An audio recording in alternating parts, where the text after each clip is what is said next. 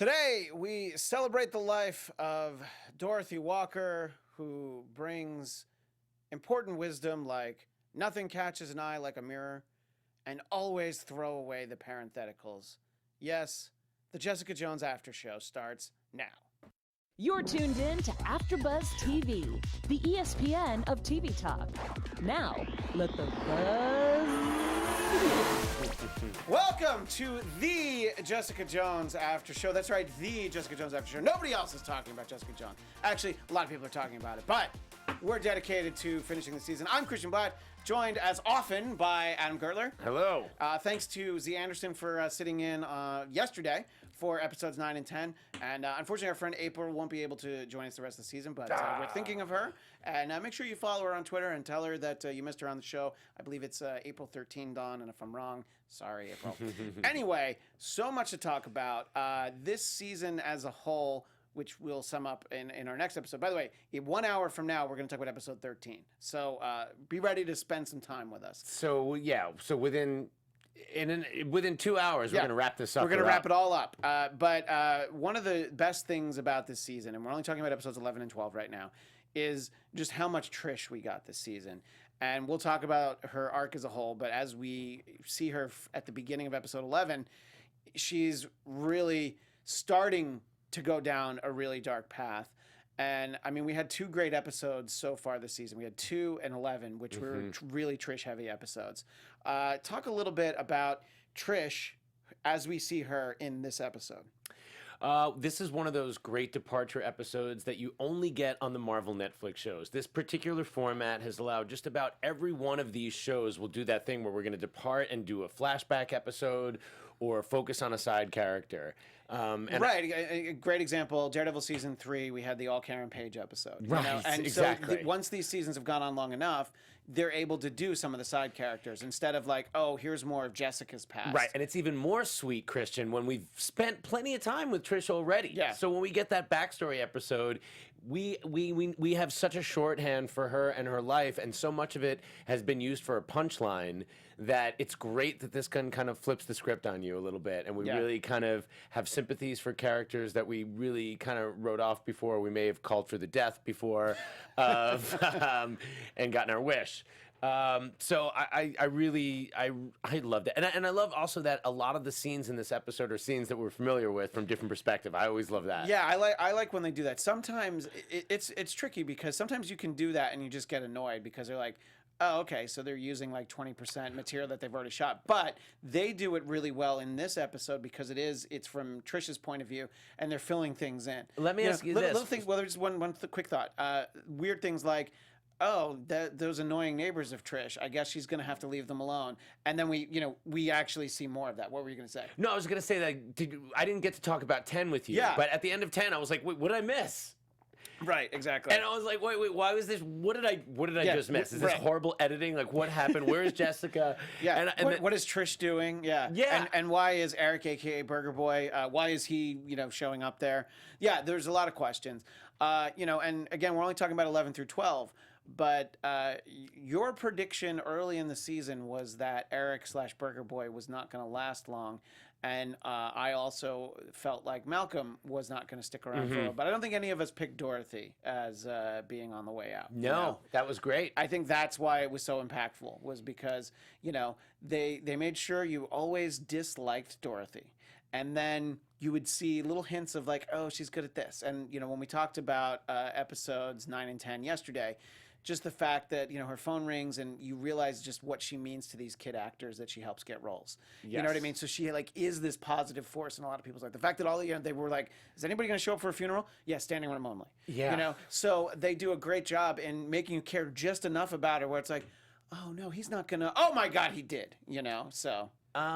I want to ask you. So Rebecca De Mornay, yes, Dorothy looks like the Rebecca De Mornay of old, and like hand that rock to the mean cradle. In this episode? In this episode, yeah, they did a great job. Digital, or is this just makeup? I think it's just makeup because the digital stuff, what I call the Grand Moff Tarkin effect from Rogue One, right? That's really expensive, right? And I mean, I they barely show Jessica jump on this show, so I don't know if they have money to digitally alter her. So that means that Rebecca De Mornay is still so beautiful that they really just kind of age her up for the role, and there's a range of like 25 years that she's playing very easily because her.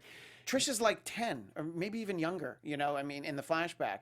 And Rebecca De Mornay, it's definitely handled. Her acting was really great in this episode. She had more to chew on playing like this older version of herself with more verve and spunk. I thought, wow, what a tour de force episode, and a way to have her be a major player on an episode after her character has passed away. Right.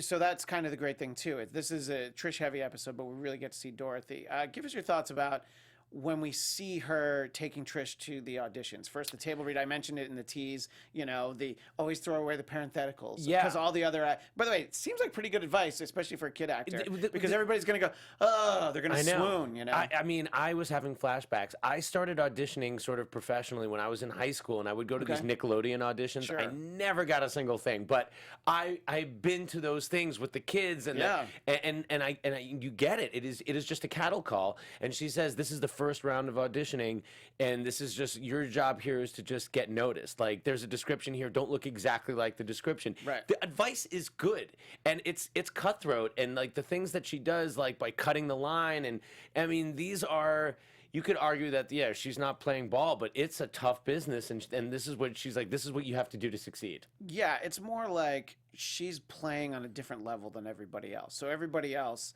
is playing checkers, and she's playing like that 3D level chess that Mr. Spock plays on Star Trek. Yes. Like, she's completely playing a different game. So it's like, I'm going to give you the red hair, and we're gonna cut in front of the line, and then you hear there's some great ADR, which is additional dialogue recording for background people. You hear them saying like, hey, she has red hair. And then it's a lot of like, hey, we were here first, because they got cut in the line. And it's just like, but that's why Dorothy is so good at what she does. And for those of you watching on YouTube, J-Lo in the booth has been kind enough to show us a photo. Look at Rebecca De Mornay, looking lovely there, and young Patsy with the red hair. The red hair. So it's great because episode 2 of this season was the origin of Hellcat. And this is really the origin of Patsy, how she became this sitcom character. I think she was already, it's Patsy, but she's this new sitcom character. And when Patsy or Trish tells her mom like that the lead, she's got chicken pox, and just without missing a beat, Dorothy's like, well, it was meant to be. And she has her call. So this episode reminded me a lot of another Netflix show, House of Cards. Oh, absolutely. Wow, she would have done really well with the Underwoods. Right? I mean, like, this is what you have to do. You put it up in front of them. Oh yeah, I mean, because anytime you show up, you're in the game. You're sick, you miss a day, somebody else is chomping at the bit to get your job. So, it was great flashing back to see like Trish as a kid not wanting it, or maybe she wants it to, and then like I feel like Dorothy gives her a choice, and she's like, you either walk away or you don't. But if you want this, if you want to do this, you have to be all in, and that's what Trish can never get away from it. And as we see her becoming Hellcat in this episode, it's that kind of commitment. It's the same idea of not playing by the rules that she learned from Dorothy, that she's now displaying as the vigilante. Whereas Jessica is so conflicted and so annoyed because the system fails, and so she drinks and wallows. Trish is just so quickly, she has the tools, and she even says it to, I don't need to play by the rules. I'm looking to get the results. Your rules are stupid. Look at you. Look at how miserable you are because the system has let you down, Jessica. And so you drink and you wallow and you're bothered because you have this moral center. You want to do the right thing and you can't operate within the world as it exists. She's like, I'm just not going to operate within that world. And we hear in the previous episode, and we see it again in this episode, Trish sort of reciting the mantra, I got this, because that's what her mom wants her to learn. And that, you made a great point. It's like you call and you tell them, hey, you know what? I'll read the lead part at this table read just to help out. Because if Dorothy does it, it seems as calculated as it actually is. Right. But it's like, oh, isn't she a sweet little kid? Yeah, let's do it. It'd be good. We'll see if it helps with the jokes. And and that I actually thought we were going to see the kid who had chickenpox at some point, like approach her and, talk about how you destroyed my life. I was going down that dark path. That would have been cool, but the fact is nobody heard from her again. Never again, yeah. And, the great, look, this can happen all the time in life. The best example, of course, from baseball is there was a great New York Yankee named Wally Pipp. Why haven't you heard of Wally Pipp? Because one day he had a headache. And they benched him. So he said, like, you know what? Take me out of the lineup. I'm not going to play today. And who came in and played for him? Lou Gehrig. Wally Pipp never started again. Oh, I never heard of Wally Pipp. That's why you never heard of Wally Pipp, because he had a headache. So play hurt, play with a headache. And, if you got chicken pox, I don't know, put on some makeup and pretend you don't. I don't quite know how to do it. But anyway, so it was so insightful to see how just this brings us the Trish in season 1. You know what I mean? We know this Trish in season 3 really well because we've seen her develop, but this really helps fill in the gaps between, not even between, from before we met her. I would love to have the time to go back and watch season 1 again, because I would just like to see Trish in those scenes and just be like, oh yeah, I have so much more of an understanding of her there. I think early on in this episode, once we started to go back and see, once it becomes clear, we're finding out like what made Trish. Yeah. This is when I started to question, did she kill the cop? Right. This is what I up to this point, I'm maybe I'm just real dumb. I just wasn't going there. I did not think Trish would have killed this guy, and I didn't see how we could have gotten there. So I just wrote down in my notes, at this point, pretty early on in the episode is where I started entertaining that. And then we see Trish visit Salinger in the hospital. Yes, which I thought was a great scene. So the first thing we do, that we go back to the moment, remember what was it? That was episode 8, I think, ended, where Jessica's about to stop Trish from killing Salinger. And then when we pick it up in episode 9, it's a little bit after that. Mm-hmm. So we actually get to see that moment in this episode. And then we also see her go to the hospital and talk to him. And, I mean, the conversation they have is, it's just, first of all, it's well written, it's well acted. Everything about it is great because, it's like, yeah, I know. And he has so much leverage on her at this point because he has... she doesn't know he has the picture at this point. Well, he meant, no, not the picture. He mentions the deal, though. Right. He mentions the deal that Jessica made, and Trish is like, well, you didn't make that deal with me. Right. And Trish mentions the pictures, and he's like, oh, well, did you like my latest work? I thought I captured something true in your mother, and he tells her basically, oh, I left it in the most obvious of places. Right, and that was a scene that we saw in a previous episode when she goes to the apartment. We don't really know what she's looking for, but we figure it's before the funeral. So they did a really good job. Yes, that's right. We had the different perspective. Right. And so this stuff, when it's in the earlier episodes, it's not like a gaping, like, hey, we never got an answer to that. Or like, hey, her neighbors aren't arguing anymore. You don't really think about it, but then when you get it from this episode. So like you said, when it's these Netflix shows, especially when you're binging them close together, it works really well when you kind of go back and fill in some of these things. We even get to see a little bit more of Eric after she punches him in the face. Yes. That's when he's like, I need a game, any game, because look, Burger Boy still likes the action. He needs some action. Yeah. So so Trish enlists Eric to kind of come up with an arrangement, like at this point, right? Yeah. Like Trish is like, oh, I want to use your power, kind of like how Jessica was. Right. And then get your own Burger Boy. Right, exactly. But there's only one Burger Boy, and she's not looking for the burgers. It's just for the mental abilities, or as it were, the emotion that he can feel. And I think that many times throughout the season, you'll see Trish and you go, she's very well-intentioned. And in this arrangement with Eric, she is well-intentioned. It's misguided and probably not smart to begin with, because things can certainly go wrong. Which we saw early on. This was teased at that very early on episode where Trish kind of saved Eric's bacon and almost killed the matriarch of that crime family. Right, exactly. So we've seen her, and so when things don't go quite right, it makes sense to us, right? Because they've laid the groundwork for that. There's some, there's a few moments in this season, and one of them actually we won't be talking about in this episode, I don't think. No, actually, I think we'll talk about it when we talk about 12, where somebody says something to her, and it really connects with her, and it kind of echoes the little voice in the back of her head. So when she sees her doorman at Dorothy's building, he said, he talks about how it happened on his watch. He feels guilty, and she's like, there wasn't anything you can do. And he says, there's always something we can do. Right. Yes. Satan wins when the forces of light stand idly by. Yes. And that was one of those ones where I rewound it to write it down because I'm like, wait, this is great insight from the doorman. By It's the her way. call to action in this sense. And she's like, yeah, she's absolutely right. And so then that's the moment where she comes up with this arrangement with Eric, A.K.A. Burger Boy. And so they figure out how to get Nussbaumer, and they want to get him on tape confessing. This is a great idea. Great idea. And then I guess Trish forgets just how strong she is when she also, this is the first time, and we see it again with Montero, as she's trying to basically beat a confession out of him. She sees Salinger's face. Yes. And so she can't control herself. So I think it's good to give it that reason, that this is like she kind of loses herself in the moment. And that's why she's so brutal with Nussbaumer, who, look, piece of crap cop, he's dirty, Right. He's not a good guy. But I would say that he didn't deserve the end that he got. Massive head wounds. Yeah, massive head He wound. becomes massive head wound Harry. Yes, he was. As she digs in a little too deeply, Yeah. and it's just that oh no, no. Oh yeah, because like at first they're like, okay, well, what do we do? Well, we should call 911. Oh my God, no, we got to get out of here. Yeah, and this is when I'm like, Eric is effed up, man. Like Yeah. it really made me like distrust Eric again. I'm like, Yeah. oh.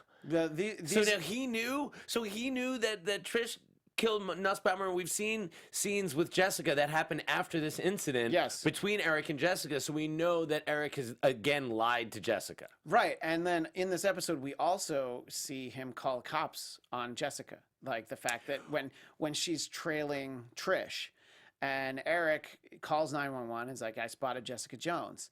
So that's how she Which gets we cornered. later learned there's a reason for that. Right. But at the time, we didn't know what the reason is. Right. And I'm like, how are they going to let Jessica take the heat for this? Right, exactly. Well, now, Eric knew that the cops were looking for Jessica, Yes, right? Okay. because that was, we go back to the scene that we saw earlier where he does talk to Jessica, and he hears that they think it, because Jessica talks to him because she thinks he did it. Right. And that's not our Burger Boy. He doesn't have it in him. I don't think he's going to go out and kill Right. a cop. Now granted, they did a great job in making us all think like, well, could he have? Because he had the motivation, because Nussbaumer saw him. Right. And once he saw him, and we even see You it. shouldn't let me see your face. Right. He says, you shouldn't let me see your face. And then in this episode, when we had the flashback, when they're trying to get him recording the confession, he already knows everything about Eric. He has figured out who he is, and he knows all the stuff about him. So it might have been inevitable that Nussbaumer was going to come calling, So they did a great job in making it seem like It was a great misdirect. Yeah. At a certain point, too, in one of the flashbacks, Dorothy has the philosophy that we see becomes a big part of Trish's framework, that she has a gift, and if you have a gift, it's your responsibility to give it back. Yeah. So she's saying it's her damn it's her destiny almost, that this is what she has to do. As a child, she's talking about her ability to perform. Right. Well, very specifically, I could have used this at the top too, because we want more wisdom from Dorothy Walker.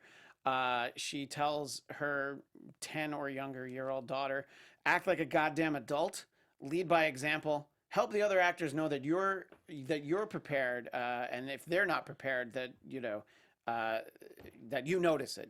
So you have to lead by example. And if you don't do it, you're being selfish. This is also really true good advice, like the kind of things that I've heard from like actors on interviews, like you got to be the most prepared person on the set. Oh God, I was just listening to an interview with I think Russell Crowe on Howard Stern. Yeah, I heard that. That was great. Yeah. So same kind of philosophy he's like, here. He's like, I'm going to be there, for 14 hours. I know like 5 pages of dialogue. Why don't you know you're half a page? Yes. And yeah, it's absolutely right.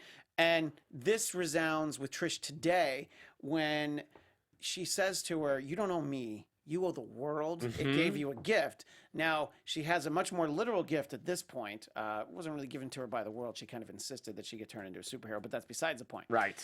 So I think that we really see that,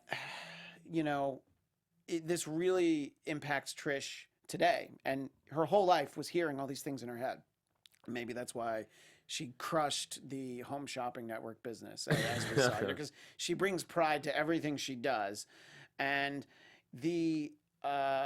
so I guess where we can wind this down and move on to the next episode, I suppose, is I have one more thing about Dorothy, is the way that she talks to the creator of the TV show about changing the title of the show. It's like, yeah, I overheard some network guys, right. I think that they don't like the title. And That's this House of Cards kind of stuff, right? here, And right? it's just great. And I mean, this is really the last of Dorothy that we get. So I wanted to make sure to give her credit there. One other thing I just wanted to mention was just that. Hogarth, goes to Trish. Yeah, I was going to mention that. Okay. Absolutely. So this sets up like, is Trish eventually going to kill Hogarth? And also at a certain point, I believe we see Trish set off Eric's power. Yes. Indicating that she's crossed over. Right. And then so first, early in the episode, he has this euphoria when Nussbaumer dies. He starts laughing because he feels that like the pain that he always feels is actually lifted just for a moment. And then he starts to feel it when he's around Trish. Yes. Because so the darkness is really starting to ooze out of her. And the interaction with Hogarth, I think, is great because Trish says to her, I do go after bad people. Right. Remember that. And I want to ask you one thing before we move on. So what do you think about the fact that now it's becoming clear that Hellcat, who has been an Avenger in the comics, and I've never read a Hellcat comic, but I remember, she was an Avenger for a long time. Yeah, she shows up all over the place. How do you feel about them taking this sort of, D-list character, flipping it, kind of making her a villain? Like, do you think that's a good call, or do you feel like that's straying too far away from the source material? I think it's all right because of the fact that, it shows how easily this could happen to anyone, how well-intentioned somebody can be. And look, Marvel in the movies and TV have done a great job with marginal characters, Whoever thought they'd be excited to go see an Ant-Man movie? Not me. You know, and I think that Hellcat was another one of these properties. You're never going to get the Hellcat movie. No, the Hellcat movie wasn't happening. You weren't going to get an Avengers with her. I mean, unless in some crazy world, like Angelina Jolie's like, I only want to play Hellcat. Yeah, exactly. And then it's like, well, I guess we're doing Hellcat. So the episode ends with Trish again saying that she's got this. Because she really feels like this is her job, this is her duty, this is what she has to do. She has a little bit of this pressure weighing on her because Hogarth is going to need her to do something. But what I do love is that the episode ends with the sitcom theme song, and it's hard to catch stuff like that when you're binging these shows because you're like, new episode, and I had almost pushed it. I'm like, wait a minute, what are we listening to here? So I really thought that that was a nice touch. So I thought that this was great, this episode, and let us know if you're watching live in the chat or if you're watching the archive version, what you thought of what you think. Yeah. We move on to episode 12. Lot of worms. So we really get we see the aftermath of what Trish did. They let Jessica go, because they're like, the person who who killed Nussbaumer did it again, and mentions Montero, and of course Jess knows that name from Eric's file. And she knows to play it off. So we figure out that the reason that they let Jess take the heat is that her whereabouts would be well known when they committed another crime by the same murderer by leaving Nussbaumer's badge there, proving that it wasn't Jessica. Right. Although their intention was to beat Montero, have him say it was the Miss Vigilante. But did we have another oopsie? There was another oopsie. Did we maybe do another bitty oopsie? It's Patsy. Oh, Patsy. Patsy. Yeah, what are you going to do? Sometimes when you're trying to beat some sense into someone, you kill them. Ah, Patsy. So, so this does create a great a great alibi. Wait, what was the episode where Trish got Hogarth against the wall with that slick That was the last one. That was 11. That was a great I wanted move. to give a shout out to that leg move. I rewinded it a couple of times to see if it was her and Carrie-Anne Moss, and like if it was a trick, it looked real. And look at this. There you go. J-Lo's so quick to the draw on the graphics.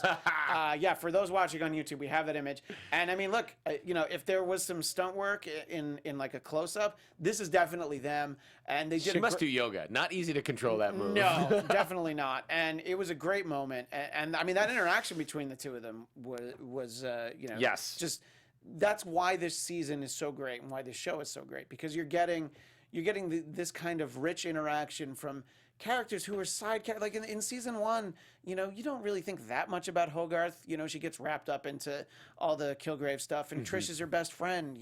But the fact that we've gotten 39 episodes of this, I mean, look, I would have loved for there, and we'll talk about it when we talk about episode 13. I would love there to have been more, but we got so much of this, and 39 hours, or not every episode's an hour, but let's say we got 38 hours. Sure, that's amazing that we got that much of this Jessica Jones story, and we really get to care about these characters. And we have new characters this season, like Jillian, who puts Eric in the bathtub when he shows up a little too hammered. But he does tell Jessica that Trish has crossed the line. Jessica already knows. Already knows, which I love when we do this. This is another big trope in a noir detective kind of story, right?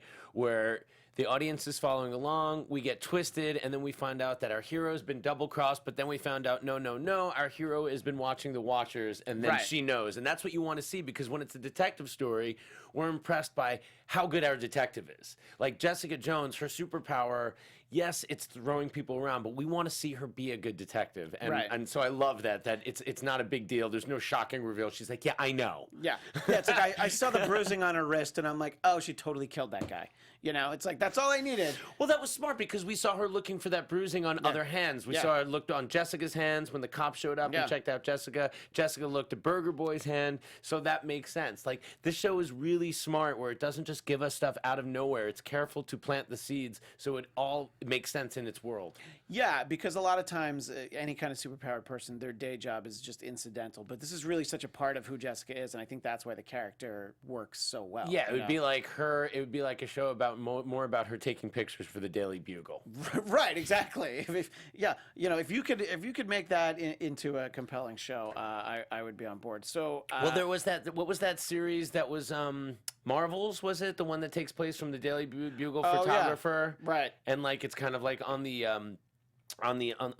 perspective of all the destruction from the acts of the superheroes. Right, yeah, exactly. Somebody's got to take those pictures. Peter Parker's not the only person who works at the Daily Bugle. Nah, he's believe it or not. He just gets the best pictures of Spider-Man, conveniently enough. Always.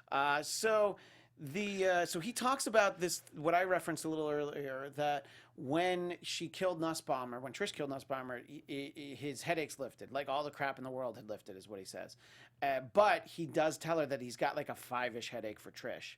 And that's a little high for somebody that wants to be a superhero. I feel like for Jessica, it's probably not a 0. Although he says that she's aspirin. She's so good. Worst come online ever. She's the aspirin. Yeah, that's true. So Jessica, it is a 0, surprisingly. What happens Malcolm's about a 2, I bet, What happens between Eric and Fool Killer? Because I have Eric and Fool Killer, and then I have Ha!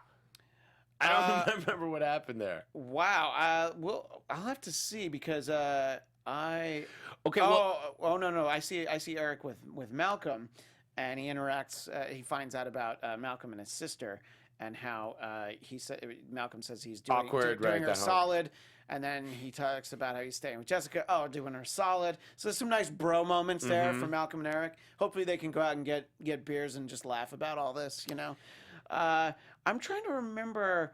I think that's later in the episode. Okay. In fact, I know what you're talking about now. So, so we have Jess showing up at the hospital where Hellcat is visiting Salinger. Yes. Is this when we get our first little Jess versus Hellcat? Yes. This is when Jessica tosses Trish across to the other roof. Yes. So. Salinger has decided that he's not safe at the hospital, so he's going to go home.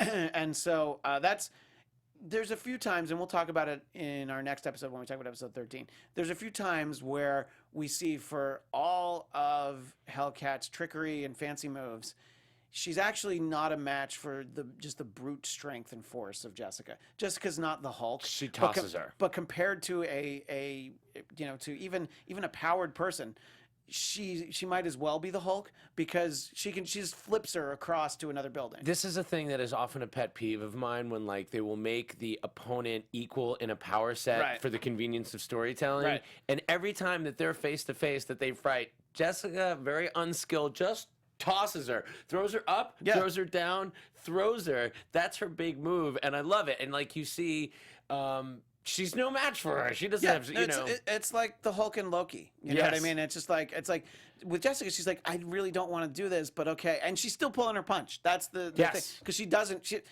Does she want to kill Trish? That would be easy, So she still has to pull her punch a little bit. The uneasy alliance between Jessica and Salinger is just more great acting, great storytelling. I think we've said that actor's name is Jeremy Bob with 2 B's. It's definitely Bob with 2 B's. I know that's his last name. And this really brought me back to that season 1 where we had those couple of episodes where Jessica, or at least that one episode where Kilgrave and Jessica were kind of work together. Yes. Yeah. And so he has Jessica as his protection now, which is something he was actually counting on. And he's just such a dick. Since I have you on my side, he's like, I'll walk slowly so you can catch up, And when did Salinger become such a wuss? Yeah, right, exactly. But he's like, he's a little bit of a tough guy now that he's got Jessica Jones as his protection, Hogarth talks to Jess in this episode too about she's worried, and Jess tells her that you don't fit her profile.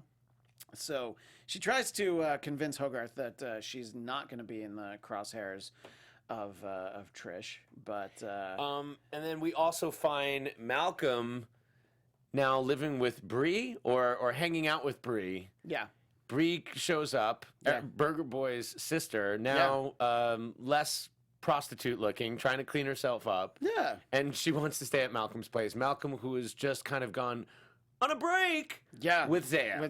Definitely on a break with Zaya. And then he's all dressed up, does a really nice tie, is about to leave for work, and then totally ruins his tie. Yeah, I know. See, that's the thing, is when you're Malcolm, your tie is going to look good every time. That's true. He's going to always look good. So he's like, it's fine. You could do it with one hand, I bet. That's true.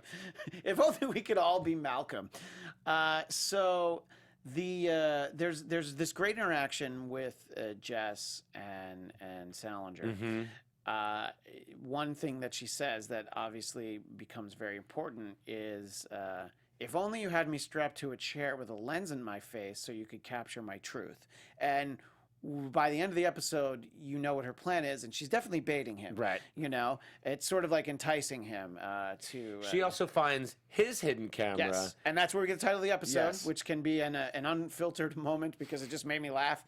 That's a lot of worms. She just busts open I don't know that's not a terrarium. What do worms live in? Whatever that is, that enclosure, and finds the camera, and she has another great line. Would you trust the cloud with evidence of your sick shit? Yeah. So she knows there's a server somewhere. It's not going on the cloud. Right. Well, he tries to say like, oh, you could destroy that camera. It doesn't matter. It's all uploaded. And she's like, you wouldn't trust the stuff that you do on the cloud. Yeah, just imagine. So great cat and mouse moment. Great. And again, this Salinger always wants to be challenged like intellectually. He thinks he's above everyone, and Jessica's like, she's a step ahead. And so it's interesting that in the last episode, Eric and Trish's plan was basically to get Jessica in jail so that she has an alibi, because essentially Jessica hatches a similar plan for Trish. Right. So Malcolm tases Trish, and Eric has the great line of, not loving how easy this is for you to just sneak up behind Trish and tase her and knock her out, because that's who Malcolm is now. And, he's got a lot to make up for. And I thought at this point, Trish is probably missing her QVC shift.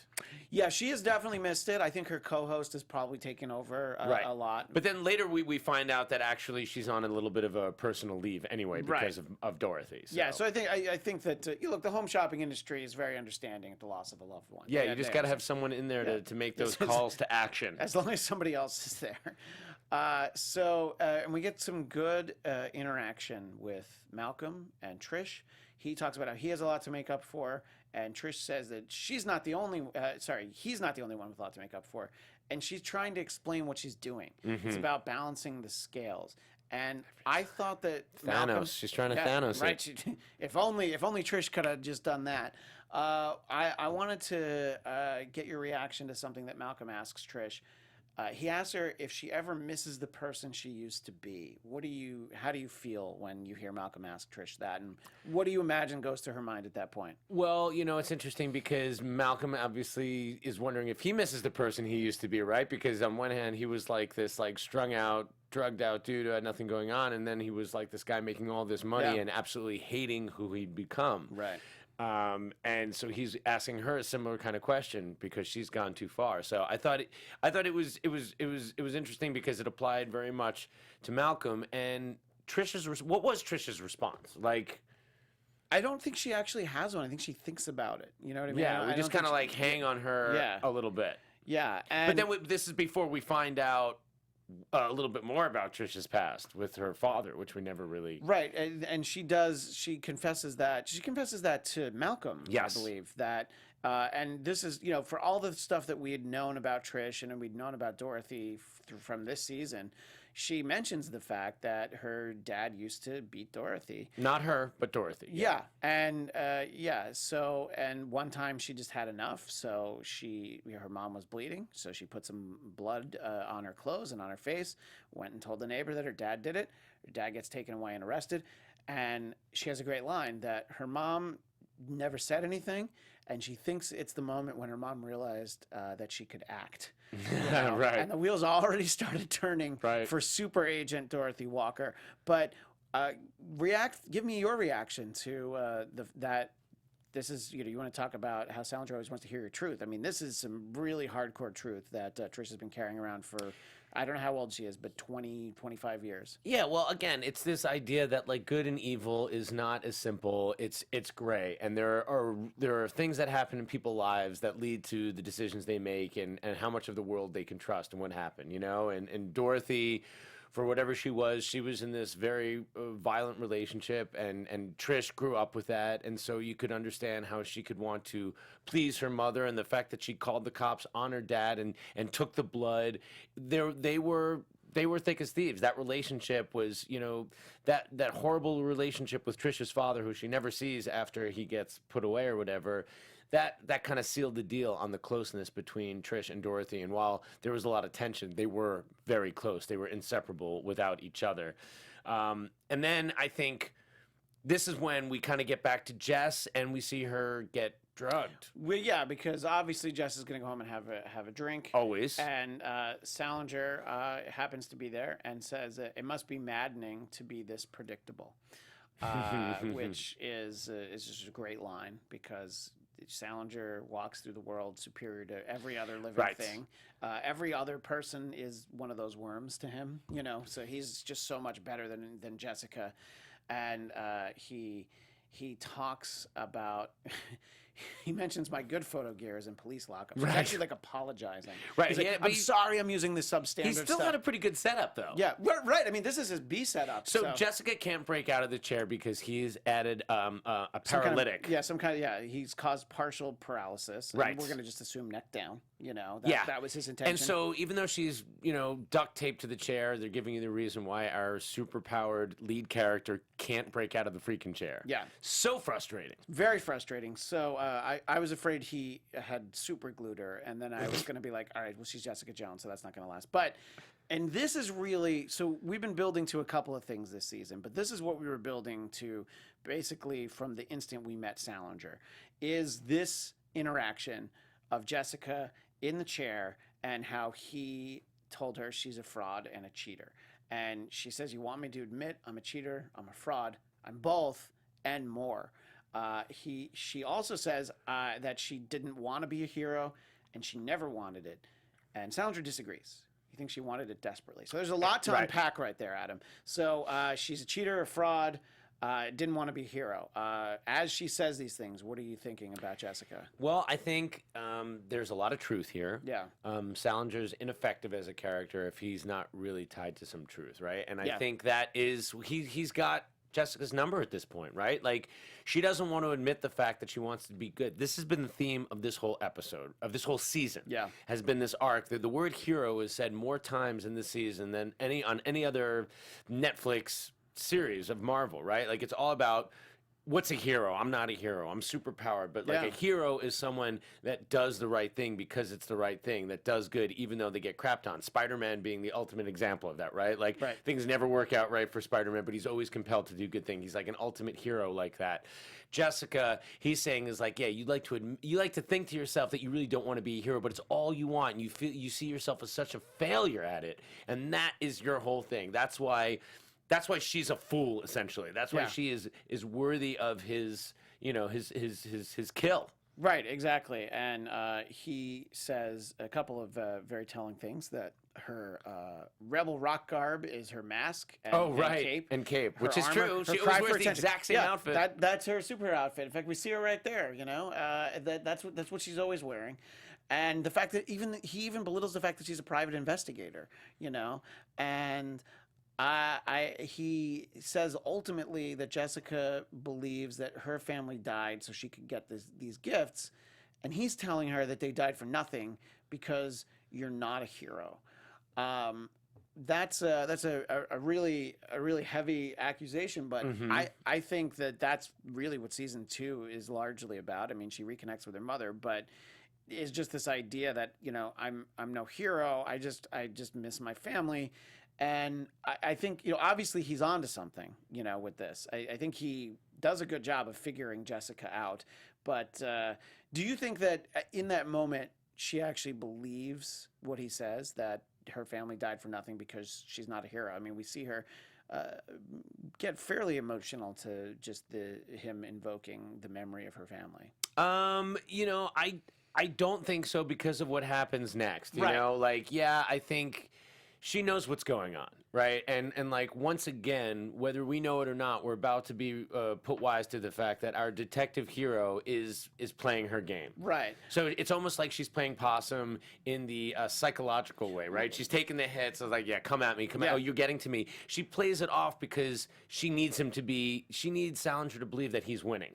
Right. And I think that it's in the moment, as you get later in the episode, you understand what she's doing. But in the moment, I thought that she was just buying time. Right. And then also like, if Trish weren't chained up, Trish could get Jessica out of that chair. Yes, yeah. So she chained up the one person who could have saved her. Right. Here. And I did have that great moment of like, how is our hero going to get out of this? But she's playing his game so well, and she turns the tables. And she says, are you hoping that I'll cry and I'll beg for my life like Dorothy did? And she points out that that's not truth, and she asks him if he ever tried a self-portrait. And he said, there's no need. I live in truth. And then she says probably the nicest thing she's ever said about Dorothy Walker, that she was nothing but truth. Yeah. And Salinger is the real fraud because he acts like he's doing this for the art so that he can capture this image in the pictures. But really, he just tortures and kills people because he likes it.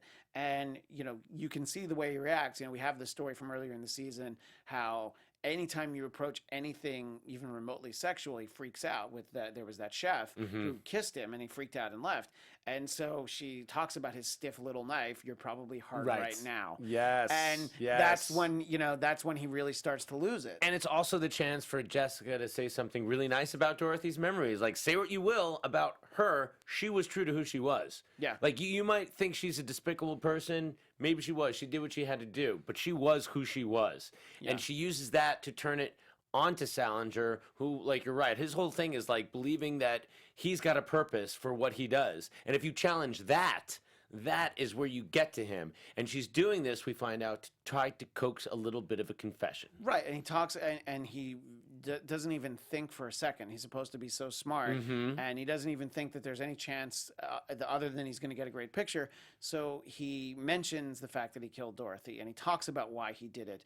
And then Jessica's like, by the way, I was lying, and you see that she was faking. Yeah, she's like, oh yeah, I was just pretending, which that's classic Jessica, like when she pretended she was under Kilgrave's control and got close enough to kill him. So she's just like, oh yeah, by the way, no, I'm actually stronger than you think.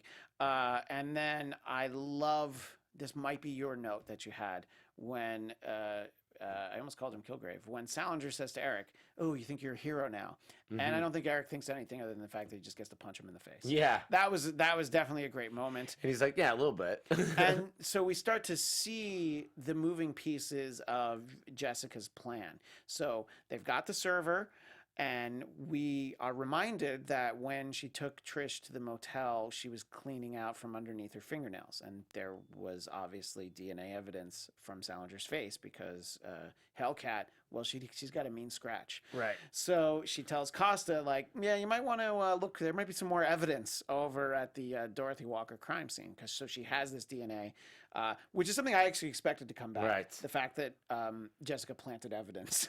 Oh, I see. Yeah. So the DNA there, I didn't even get this. Yeah, that's what So they were. this made sense because it was Dorothy, and Dorothy is Trish's mother, so their DNA would be similar. Right, Like and so, it would make a but reason. underneath Trish's fingernails Right, was Salinger's Salinger. face. So Right. she pulls that out, and we see that she put it in a little bag. Right. And she tells Costa that there's some more evidence. So Right. she's covering her bases this time. Which she had alluded to, that she had more evidence. Right. And Salinger was like, yeah, we'll talk about that later because I think you're full of it. Right. And I think in the moment you think like, oh, she was talking about the future evidence she was going to get when she has the camera, get the confession. I thought she was faking. I Yeah. think they did. That was another great misdirect. Right. So again, great storytelling on the show. The fact that all these things are happening. So Salinger's in jail for good, and she tries to really talk Trish through it. That it's over. It's not satisfying. Doesn't take away the pain. Right. But it's done. And Trish is so angry, and Jessica says it's the burden we have to carry. And Trish says she doesn't think she can live with it. And it was an episode ago. Right. She said she can carry this burden. She said she can carry it. Or it was in this episode. It was. that she It was. said, You're right. It was earlier this episode. It was in this episode. She's like, I can carry the burden. She's like, her accusation against Jessica is that you can't really be the hero because you can't do what it takes. Ultimately, Yeah. You can't live with the fact that you have to kill, that you have to take the bad people off. It's that classic hero argument, right? About going over the line, about taking a life, and then we see Trish go back to work. And she's so numb from her experience, and she's trying to go to work. And then this is what we were talking about earlier, where her co-host actually says to her that I wish the death penalty was legal in this state. Yeah. He should have died in a shootout. So this is just like the doorman, where it's like, Same right. Yeah, you know what? She's he seeing should have. the Hellcat symbols going up, and so after she goes to work, she goes back to work. Yeah, right, exactly. As Hellcat. And so there's just this wonderfully filmed sequence of Salinger in chains being led by the police through this. They talk about the corridor. The cop who's up with Hogarth talks about this is how they used to lead mobsters to the courthouse, and he hears the pipes and he knows he hears like the thumping up above him and he knows what it is, and the cop's like, it's all right, and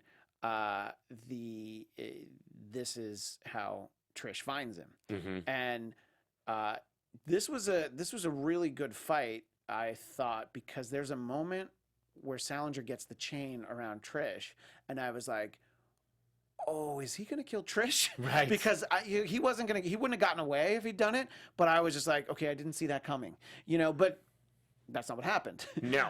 What we kind of expected to happen for the last few episodes is ultimately what happened. I was never really convinced that Trish wasn't going to kill him.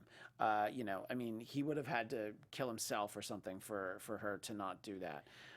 So we just see just how brutal, because Jessica looks and we see his face. I mean, Adam, react to what Trish did and why you feel like she had to do it. It seems like, we were set up where if she was causing a 5 with Eric, she makes the decision. Ultimately, she says, I don't know if I could live with that. She tries to. She goes back to the shopping channel. She gets set off again. you know, when her coworker tells her that I wish that guy was dead, and she does it. And then she makes her choice and she kills that third kill. Yeah. And it's the 3 strikes and you're gone rule. And she's over now, and she is become the villain. And now we have these 2 sisters. This is where our whole season is led up to, from early on when it was like, oh, this is like the D-list Defenders, where we have Hellcat and Jessica Jones, and like we see what that world could be with Malcolm and Eric. And it's like, no, that is not where it's going. It's not where it's going. And the last thing that Salinger gets to say before he's really brutally murdered, and, you know, terrible guy. Can't really say I feel bad for him, but I do feel bad for Trish. And they're talking about the pictures of her mother. And he asks, what did you need to see? And he said, your truth. And now I see yours. And so will Jessica. And because he knows what's coming. And this is just how smart he is, and just how good of a character study he is of people. He really understands Trish. And that's exactly what it is. Jessica looks in that elevator, and that's Patsy's truth. Yes. And that brings us to the end of episode 12. The end. And when I was watching this last night, I jumped right over to episode 13. And you know what? You are going to be able to jump right over to episode 13 with Adam and I. Jump with us. You'll have a couple minutes. You want to Jessica Jones jump with us. Yeah, and that's quite a jump. In mere moments here on AfterBuzz TV, you will find us talking about episode 13. So please join us then. But you know what you can do in the break? You can follow us on social media. Adam, where do people find you? You can find me at Adam Gertler. And you can find me at Christian DMZ. That's where you can find me. So we'll see you in just a few minutes to talk about season 3 finale, the Marvel Netflix finale, Jessica Jones, episode 13, in a few minutes. See you then, everyone. Our founder, Kevin Undergaro, and me, Maria Menounos, would like to thank you for tuning in to AfterBuzz TV. Remember, we're not just the first, we're the biggest in the world, and we're the only destination for all your favorite TV shows. Whatever you crave, we've got it. So go to AfterBuzzTV.com and check out our lineup. Buzz you later. The views expressed herein are those of the hosts only and do not necessarily reflect the views of AfterBuzz TV or its owners or principals.